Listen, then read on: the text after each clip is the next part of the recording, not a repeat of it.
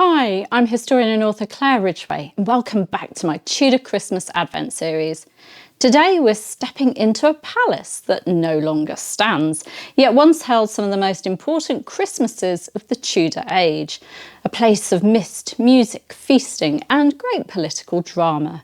A place where one dynasty found its identity and where the last Tudor monarch spent her final winter. This is the story of Richmond Palace, once known as Shene, one of the most beloved winter retreats of the Tudor monarchs.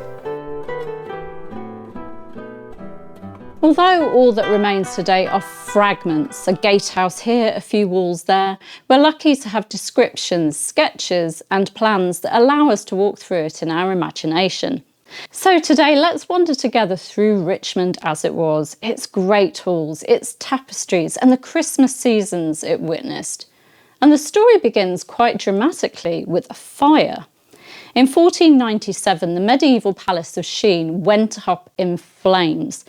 Many kings might have abandoned it, but Henry VII adored the site, its river views, its hunting grounds, its peaceful distance from the bustle of London. So he rebuilt it completely, creating a new palace in the early Renaissance style and renaming it Richmond after his own title.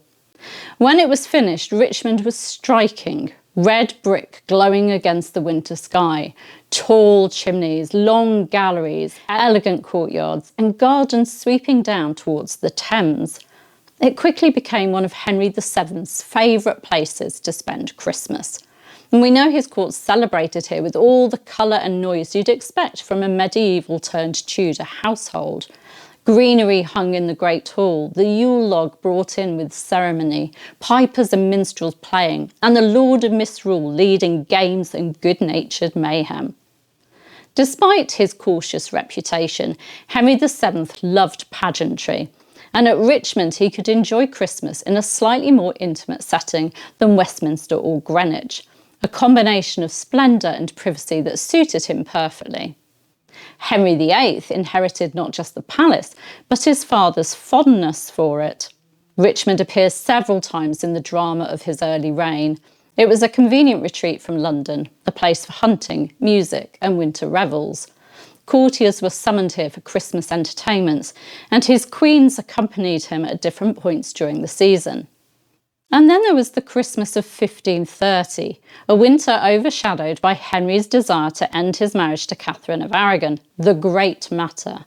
Envoys travelled back and forth to Richmond bearing news, suggestions and frustrations from Rome, while the king brooded over the future that he wanted with Anne Boleyn.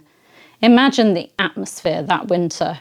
Christmas feasts, yes, but also tension, negotiation, and the sense of a kingdom on the brink of change. Richmond wasn't just a festive setting, it was a stage for the Tudor story as it unfolded. But it's with Elizabeth I that Richmond becomes almost mythical. Elizabeth adored the palace. It was peaceful, elegant, and accustomed to hosting royal festivities. She spent several Christmases there, surrounded by musicians, actors, courtiers, diplomats and dancers. Plays were performed, banquets held, consort music drifted through the rooms, and the Thames mist gave the whole place an enchanted wintry atmosphere. And it was at Richmond that Elizabeth spent her last Christmas, the final festive season of the Tudor dynasty. By the winter of 1602, she was failing in health. She still received ambassadors, still maintained a glitter of ceremony, but the vigour of her earlier reign had faded. A few months later, in March 1603, she died at Richmond, refusing her bed and resting instead on cushions on the floor of her chamber. So Richmond saw both the height of her Christmas court and its final quiet winter. What did the palace look like? Well, we have sketches by the Flemish artist Wingard showing its layout along the river, the great gatehouse leading into a vast outer courtyard, the great hall where Christmas feasts echoed under timbered roofs, the presence chamber hung with tapestries, the long gallery for indoor walks in bad weather, and gardens leading gently down to the Thames. In winter, with fires blazing and frosted air rising off the water, it must have been truly breathtaking. And it's strange to think that such a place could disappear, but it did. After the Civil War, much of Richmond Palace was sold off stone by stone, tile by tile. By the late 17th century, almost nothing remained. Streets such as Old Palace Yard and Old Palace Lane mark its footprint, and the gatehouse survives as a reminder of the world that once stood there.